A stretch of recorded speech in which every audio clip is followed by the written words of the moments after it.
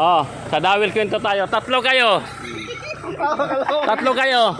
Paano maglagay ng dawil? Ikaw. Ipasok lang ganyan. Dawil. Ano yan? Ikaw. Ano yung pasok ng dawil? Paano maglagay ng dawil? Oh, dawil nga yan, ang purma. 45 yan. O, paano maglagay ng dawil sa ano? Sa purma? Wala alam. Ikaw. Itusok nga lang. Wala. Hindi pwede. Pag sabi itusok natin sa kasama natin, itusok ang dawil. Buto-butasan yung purma eh. Ngayon yung purma, pagkatapos buhos. Doon tayo para maganda explain mo na doon tayo. Yung purma oh. Dito lapit tayo doon po para maituro mo sa amin. Buta. Tiga. Para pa doon. Ito bubutasan ito para pantali. Mali yan. Kasi dito yung tie wire. Dito yung dawil. Dulo. Ayan. Ngayon pagtanggal. O yan o, di ba may butas? Kasi purpose nyo yan o, malayo na dito. Dapat yan, wala na tali yan. Ganyan yan.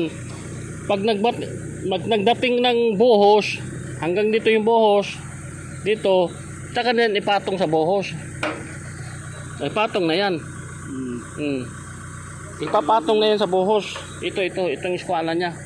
Itong isang eskwala, ipatong na dito. Ito naman sa buhos. So ito yung elevation ng buhos natin. Ayan. Dito. Ha? Ito. Dito. 28 yan eh. Hindi, sa buhos ito. Itayo mo yan. Ito yung elevation sa ano, Elevation to ng materialis.